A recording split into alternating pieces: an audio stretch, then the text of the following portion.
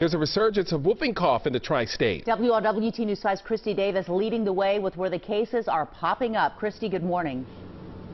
Good morning, Lisa. Pertussis, also known as whooping cough, can be fatal in some cases.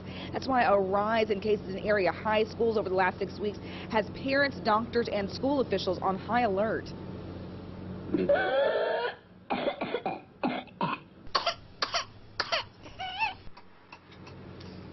It is a disease that comes with that signature cough. The airways are affected, making it difficult to breathe. Now, in the past month, 21 cases have been reported in Hamilton, Butler, and Warren counties.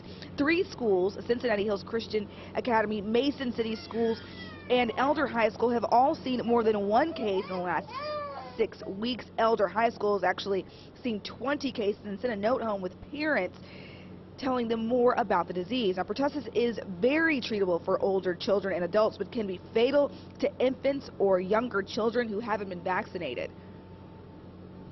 The problem comes in when a child under the age of 6 months contracts pertussis or whooping cough. That's when it can be very serious. It can require hospitalization. It can be very serious.